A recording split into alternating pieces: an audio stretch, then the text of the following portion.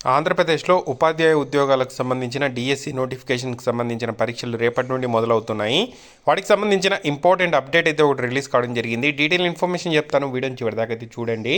చాలామంది వీడియో చూస్తున్నారు కానీ చాలా తక్కువ మంది వీడియోని లైక్ చేస్తున్నారు. కొంచెం వీడియోని లైక్ చేసి సపోర్ట్ చేయండి. ఇంకా ఎవరైనా డిఎస్సి అప్డేట్స్ కోసం మన ఛానల్ని సబ్స్క్రైబ్ చేసుకోకపోతే వెంటనే సబ్స్క్రైబ్ చేసుకోండి.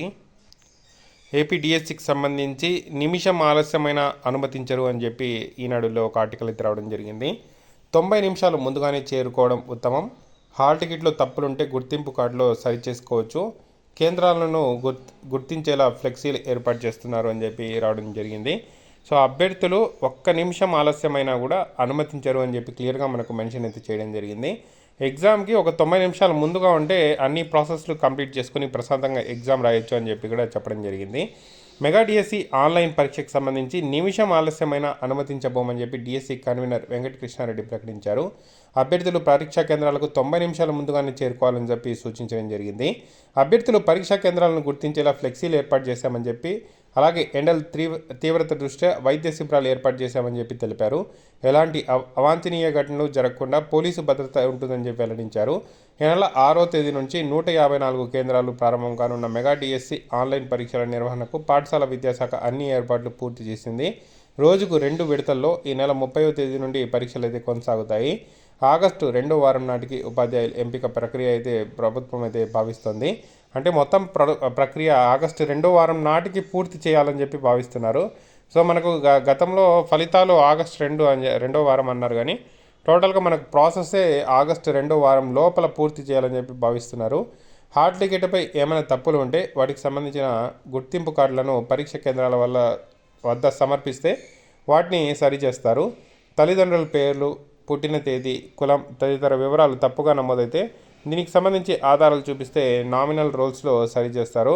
సో మీకు ఏదైనా అప్లికేషన్లో తప్పులు ఉంటే మాత్రం అక్కడే మీరు సెర్చ్ చేసుకోవచ్చు. ఎగ్జామినేషన్ సెంటర్లో నామినల్ రోల్స్లో అవి సరి చేయడం జరుగుతుంది. సో తప్పులుంటే ముందుగానే వాటికి సంబంధించి ఏదైనా గుర్తింపు కార్డు అయితే తీసుకుని వెళ్ళండి. వాటిని చూసి కరెక్షన్ చేస్తారు. హాల్ టికెట్లో ఫోటో లేకపోతే అభ్యర్థులు కేంద్రానికి 2 ఫోటోలు తీసుకొని వెళ్లాల్సి అయితే ఉంటుంది. గుర్తింపు కార్డుకు ఆధార్, ఓటర్ ఐడి, పాన్ కార్డులు చూపించాల్సి అయితే ఉంటుంది ఏదో ఒకటి. హాల్ టికెట్లు తప్పిదాలు లేకపోతే గుర్తింపు కార్డు అవసరం అయితే ఉండదు. సో పరీక్షా కేంద్రాల్లో 20 మంది అభ్యర్థులు ఒకరి చొప్పున సాంకేతిక సహాయకులు ఉంటారు. పరీక్ష సమయంలో కంప్యూటర్లో ఏమైనా ఇబ్బందులు ఉంటే వాటిని వాళ్ళు సరిచేస్తారు. సో 20 మందికి ఒకరైతే సిబ్బంది ఉంటారు. ఏదైనా మీకు ఇష్యూ ఉంటే వాళ్ళైతే కరెక్ట్ చేస్తారు. హాల్ టికెట్తో పాటు ఖచ్చితంగా గవర్నమెంట్ ఐడి ప్రూఫ్ ఏదైనా తీసుకొని వెళ్ళండి ఎగ్జామ్కి వెళ్ళేటప్పుడు. 2 చేతులు లేని వారికి, దృష్టిలోపం ఉన్న వారికి స్క్రైబ్ అయితే ఏర్పాటు చేస్తారు. మొత్తం 13 మంది వరకు అయితే ఉండడం జరిగింది. వాళ్ళందరికీ స్క్రైబ్ అయితే ఏర్పాటు చేస్తారు. ఒకవేళ అప్లికేషన్లో స్క్రైబ్ అవసరం లేదు అని చెప్పి మెన్షన్ చేసినా కూడా వాళ్ళకు కూడా డిఈఓ అవసరమైతే స్క్రైబ్ ఏర్పాటు చేస్తారు.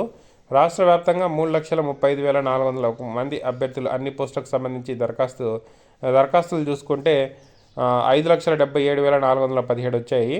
సో ఇప్పటి వరకు 3,04,000 మంది మాత్రమే హాల్ టికెట్లు డౌన్లోడ్ చేశారు. చాలామంది ఇంకా హాల్ టికెట్ డౌన్లోడ్ చేయలేదు. వాళ్ళందరికీ కూడా మెసేజెస్ అయితే వెళ్తున్నాయి, హాల్ టికెట్ డౌన్లోడ్ చేసుకోండి అని. పోస్టుకు సంబంధించి మొత్తం పరీక్షలు పూర్తయిన మరుసటి రోజు ప్రాథమిక కీ అయితే విడుదల చేస్తారు.